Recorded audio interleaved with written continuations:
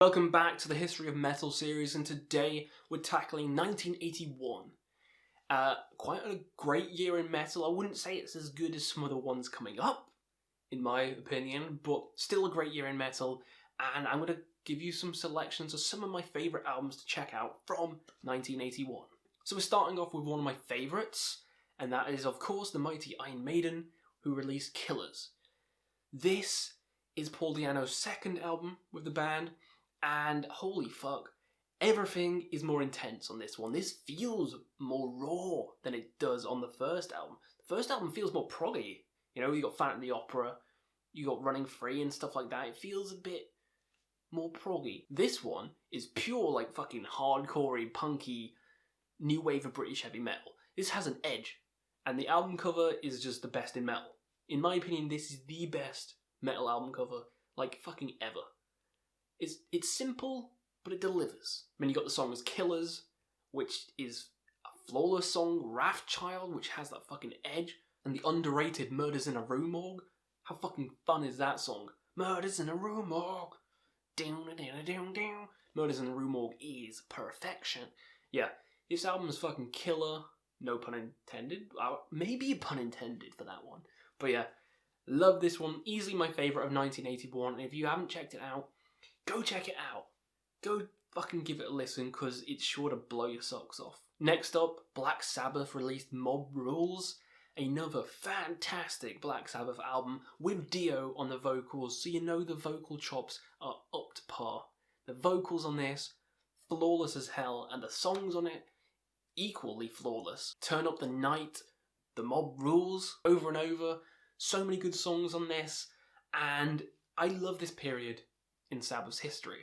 This and the previous album, fucking amazing. And the album after, also fucking amazing.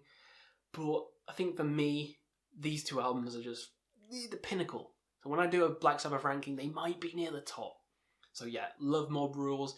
If you've kind of passed off Sabbath, past the Ozzy when Ozzy left, don't do it. Don't do that. You know, so many good albums since him as well. And this is one of them. Another defining album and one of my favourites of this year, Venom, Welcome to Hell. This is the precursor to black metal.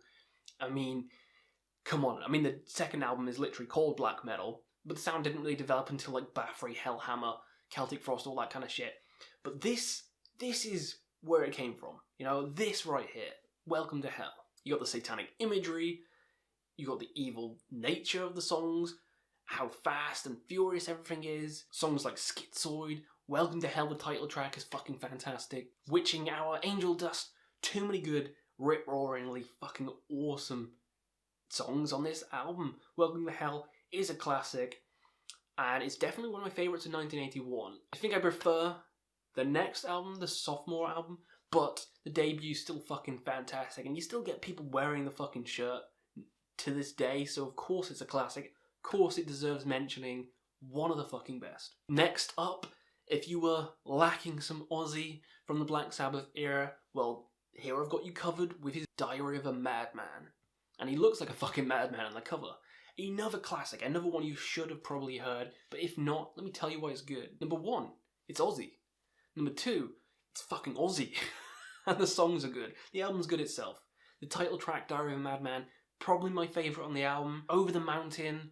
There's too many good songs on this one. Too many good songs. I mean, Flying High Again, yeah. This album is a classic for a reason. It's a classic.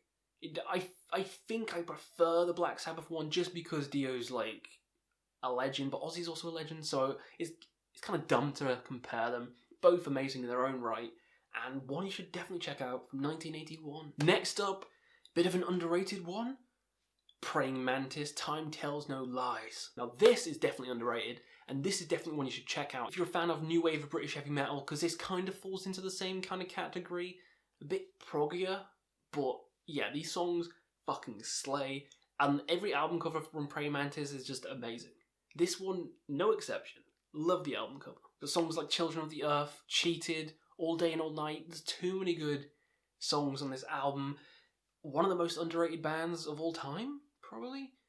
100% worth your time, And another little gem you should probably check out and give it your time and give it your love and give it your listen. You've heard of Ozzy, you've heard of Dio, you've heard of Maiden, but you probably haven't heard of Praying Mantis, so go give them a listen. Next up, Blue Oyster Cult, Fire of Unknown Origin. Not too sure if I could put this here because it's more rock, but, you know, prog rock, prog metal, similar fucking thing, so I'm going to talk about it. Because the album art's unmistakable, and it's a fucking classic from this year. Burning for You especially, go check that out on YouTube. You would have heard it. And it's catchy as fuck. These songs are catchy, they have eerie atmosphere, and they're just melodic and amazing. Blue Oyster Cult is... If you love Ghost, if you think Ghost is good, go listen to Blue Oyster Cult, because that's probably the sound I can compare it to. The title track, Soul Survivor, yeah, Burning for You, so many good songs on this album. It's a classic, and yeah, it's one you should 100% check out from 1981. Finally, I'll leave you with my last pick, which is Riot, Fire Down Under. The album covers so fucking weird, I don't know where I've put it, but the album covers are so weird for Riot. This one is definitely no exception, but the songs are fucking awesome. Swords and Tequila, you probably heard, and then the title track, fucking fantastic as well. But this is kind of a rocky, fun album, similar to Blue Oyster Cult in that kind of, this is fun music kind of sense, but less creepy.